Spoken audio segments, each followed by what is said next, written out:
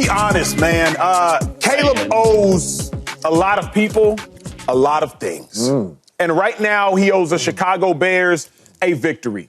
Caleb Williams is about to get the people who drafted him fired. Shane Waldron already gone. Matt Eberflus, you lose too many more games, you gone.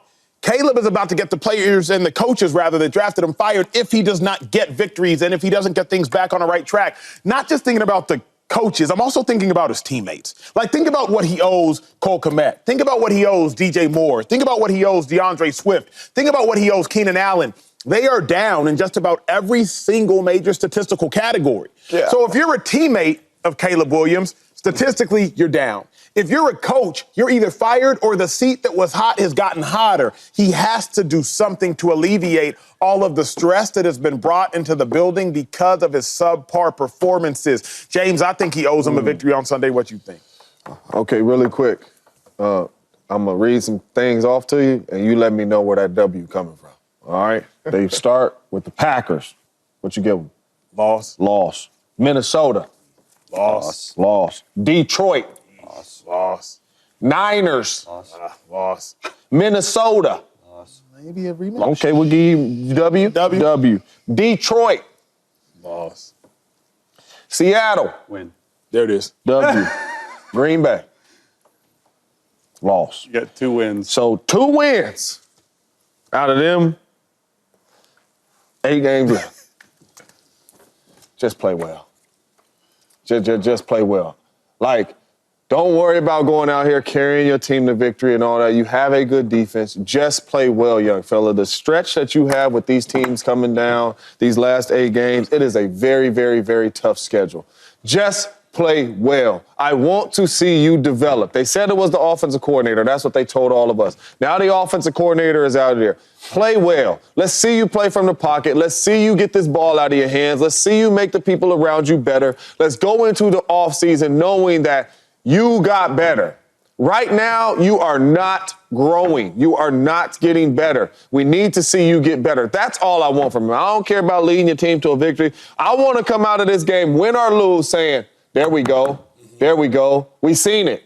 We seen some of the stuff he struggled with. We seen him get better at that. Then the next game, when they go play Minnesota, hey, we seen you pick up this blitz protection. We seen you get the ball out. We seen you know what things was coming. That's all I want to see from him. It's going to be hard for you to get some wins out of this schedule that I just told y'all right here. I just want to see the young fella play well. I want to see him grow at the quarterback spot because right now he's at a standstill.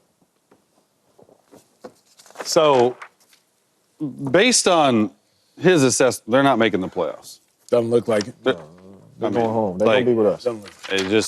It doesn't look like it. So, for me, I don't think Caleb owes the Bears a win Sunday.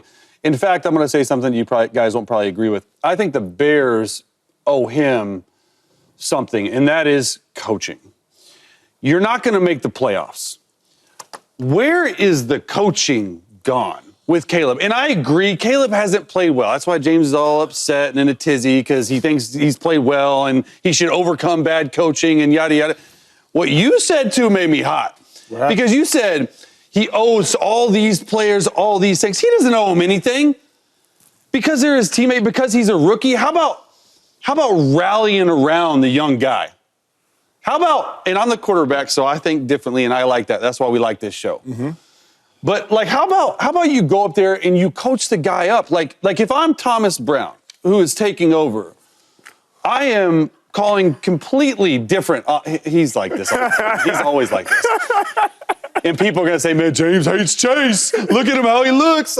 But if I'm Thomas Brown, I'm saying one play at a time. Move on to the next play. Don't overthink it. Don't think about anything else than this very next play. Play ahead of the chains. When shots present themselves down the field, take them. Like, for me, at some point, I want to see growth. But I can't see growth if you're just thrown out there by yourself. And I agree, it's like a mix. And I've said this from the start. It's some coaching, it's some players, it's some Caleb. Because when stuff's open, Caleb's not pulling the trigger. And I don't know if it's being coached out of him, or I just don't know if he's not seeing it well, like Shady says, progressing and reading it well. But, like, for me, Caleb does not owe him a win. He does owe them some growth. But at the same time, Bears, coach the guy up. Like, don't just put him out there on an island. Oh, when you're playing the Packers. The Packers have beaten the Bears 10 times in a row, so it's probably going to be 11. Oh. But, Chase, I agree with you, man. Like, when you listen, everybody thought Caleb Williams was the best quarterback prospect they've ever seen. You can't tell me all these supposed scouts and general managers are wrong. Is everybody wrong? You go back to years ago. The Chicago Bears drafted Mitchell Trubisky. They could have drafted Mahomes. Would Mahomes be Mahomes if he had gone to Chicago? No, he would not. No. Like, coaching matters. Like, he'll have a curl out combination on the left side, dig in combination on the right side. That's 1 high, 2 high read. You should not be reading it 1, 2, 3. If it's 1 high, I go to the curl out. If it's 2 high, I work the opposite side. Is he being taught that? When you watch the Bears play, are we seeing Caleb Williams getting easy completions to start the game? No. And I'm not. There's no easy completions to get him in the flow of the game. And maybe I feel this way because I know Caleb. I like Caleb. I talked to Caleb this week. We all like Caleb. Get easy completions, but you believe that it's always on the player. When guys, these young men's are bust. No. Everybody thought these dudes was going to be good. So do you mean to tell me all these people don't know what they're talking about? Or is it a lack of development from the coaches? I truly believe. He said he talked to Caleb this week. Were you consoling him for the bad performance? I was just checking in? It was more so, bruh, stay confident in what you're doing. Work to get better, but do not lose your confidence because of everything that is going on. Shane Waldron. You know how you go to the club when we were young. I'm married, so I haven't done this in a long time. I haven't done this in a long time. He was in the club. You go to the club, right? Yeah. When them lights come on, if you ain't got nothing with you taking a straggler. That's your only option. That was Shane Waldron. He was a straggler. He was the Bears' only option. Gotcha. Is that how it is? Yeah, if you still in the club when the lights come on, you trying to get your little straggler at the end. I've never heard that. Because you ain't getting nothing when... Even if she don't look good, usually, come on. Straggler. Heard that before. That's my brother TJ. Oh, my brother. That's hilarious. That is true. He was a straggler. He was a straggler. That was their only option. All right. And so he may be a nice guy. He may be a good coach. But he ain't teaching, because if he was teaching, Caleb Williams would be playing better. Yeah. So that he was a straggler. Funny. So nobody up here is against Caleb. Of course not. We all want Caleb to ball out. When quarterback play is good in the National Football League, the league is good. We want to see this young fella ball out. I'm rooting for the young fella. But what I'm not going to do is blame it all on coaching. Because what I have seen, turning the tape on, him missing a lot of simple throws too. Overthrowing people, missing people out in the flat, holding the ball too long. That's what we're seeing too. So we can't blame that all on coaching. TJ. The missed throws, you're right. Hold on, T. You're right. Hold on, you're T. right. Hold on, T. Because I even tell this to the little kids I coach and the kids I coach in high school. Y'all think y'all finna get this special coaching because y'all going to the National Football League. Every coach in the National Football League is not a good Great coach. Talk about it, Jay. Talk about it, Jay. When I went to Green Bay, all due respect to EB. EB is my dog. Made me better. He played running back, and he coached wideouts. And I'm assuming your receiver coach in Cincinnati or Seattle ain't teach you how to run routes neither, T. You know where you learned that at, T? You probably learned that in college. You probably learned that from your dudes you was training with. The same thing with Caleb Williams. So what I'm saying, just because you go into the National Football League, yes, you might run into an Andy Reid to where he could design these plays up and he could say, hey, get the ball out here. That's cool. But 9 times out of 10 in the National Football League, just because everybody thinks it's the best league in the world, you're not getting the best coaching. That's a fact. A lot of this coaching is, you are my friend. Come on. Hey, you played old offensive lineman. Hey, come coach the linebackers because you understand what I'm saying? So that's why I'm putting it on the player, because we're seeing a lot of plays that are schemed up to where it ain't rocket science. Caleb, make the throw. Can I ask you a question, Chase? You were a quarterback that played in different systems, different coaches. A lot of different teams, yeah. has a coach or just an offensive system, just say curl flat. Yeah. Have you read that differently from one coach or one team to another? Never. So that's always single high. You're just going to read the flat defender. Or if the guy's off and man, you can take it easy completion. Yep. Because to me, curl flat is installed one-on-one. Correct. And so I know how I came up. It was in Cincinnati, if it's one high, we work in this side. If it's two high, so we line up. So you guys are telling me Caleb don't know that? No. I don't know what he's being. Listen, You don't know how it's being installed. I'm curious. Listen, because you said something, and I actually agree with like 99% of what you said about coaching. 99 is good. I'll take that's an A. Yeah, that's an A+. But I will say that extra 1% is the biggest 1% in all of football, and that's quarterbacking. We would say quarterbacking is the most important position in the sport. If you don't have a quarterback, you don't have anything. Like look at the history of the last 20 NFL teams. Like, you know what I mean? Other than maybe Trent Dilfer with the Ravens. That was something else. But I will say, I never got coached like I got coached until I got into the NFL. I thought, and I was 2-time Heisman Trophy finalist. Like, that's about the only thing I can say on this desk. So, like, I played at a really high level in college. We were number 1 in the nation. And I liked my coach, Coach Pinkel, Coach Yost, like, they didn't teach me how to play football because I knew it in high school, but when I got to the NFL, I thought I knew a lot. I didn't know anything about the position of quarterback. I didn't know anything about Mike IDs. I didn't know how to get under center and call cadence. I didn't know how to take a drop under center because we never did it. I didn't know how to read certain concepts. We didn't have this is verse single high, this is verse 2 high. We didn't have checks and audibles. It was just go and run.